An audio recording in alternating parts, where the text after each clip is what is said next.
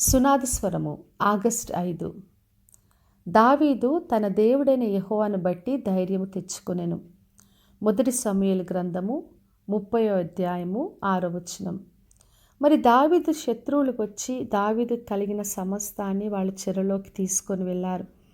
మరి దావీదు ఎంతగానో దుఃఖపడ్డాడు. అన్నీ కోల్పోయి మరి ప్రజలందరి ప్రాణం విసికినందున వాళ్ళు రాళ్ళు రువ్వి దావీదుని చంపడానికి వాళ్ళు సిద్ధపడ్డారు. అప్పుడు దావీదు తన దేవుడైన యెహోవాను బట్టి ధైర్యం తెచ్చుకున్నాడు. మన దేవుడు మనకు ధైర్యం ఇచ్చే దేవుడు. మనం ఎటువంటి పరిస్థితులైనా కూడా దేవుడు మనకు ధైర్యం ఇస్తాడు. అన్నీ కోల్పోయిన వ్యతిరేకమైన పరిస్థితులైన దుఃఖమైన కన్నీరైన దేవుడు మనల్ని ధైర్యపరిచే దేవుడు. తర్వాత దావీదు మరి దేవుని దగ్గర విచారణ చేశాడు. మరి నేను వారిని తరమాలా కలుసుకుందునా అని చెప్పి అడిగినప్పుడు దేవుడు చెప్పాడు, నిశ్చయముగా నీవు వారిని కలుసుకుంటావు, నీ వారందరినీ దక్కించుకుంటావని చెప్పాడు. తర్వాత దావీదు వెళ్ళి శత్రువుల పైన జయం పొంది తను కోల్పోయిన సమస్తాన్ని రక్షించుకున్నాడు. మరి దేవుడు దావీదుకు ధైర్యం ఇచ్చాడు, ముందుకు వెళ్ళడానికి జయం పొందడానికి కృపనిచ్చాడు. అందుకే మనం ఎటువంటి పరిస్థితులైనా దేవుని ఆశ్రయించినప్పుడు ధైర్యంతో ముందుకు కొనసాగుతాం. మరి హెబ్రీలకు రాసిన పత్రిక 10వ అధ్యాయం 35వ వచనం రాయబడింది, కాబట్టి మీ ధైర్యమును విడిచిపెట్టకుడి, దానికి ప్రతిఫలము గొప్ప బహుమానము కలుగును అని. ఎప్పుడైతే మనం ధైర్యం విడిచిపెట్టకుండా ఉంటామో అప్పుడు గొప్ప ప్రతిఫలమును బహుమానాన్ని పొందుకుంటాం. అందుకే ప్రతి విషయంలో మనం ధైర్యంతో ముందుకు కొనసాగాలి.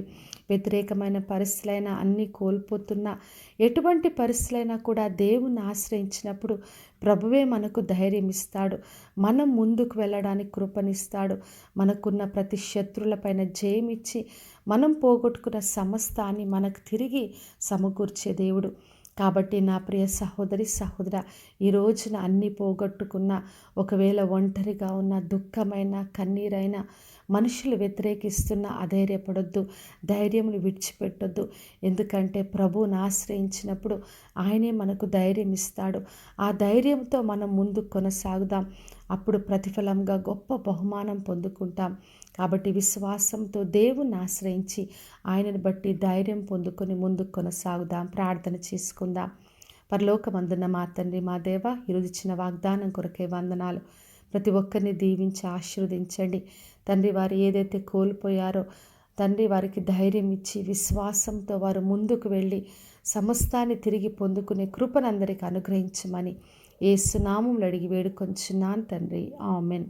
ఈ శుభవచనము వినుచున్న ప్రతి ఒక్కరి జీవితంలో నెరవేర్చబడునుగాక. నేను మీ ప్రియ సహోదరి మంజులాచరణ్.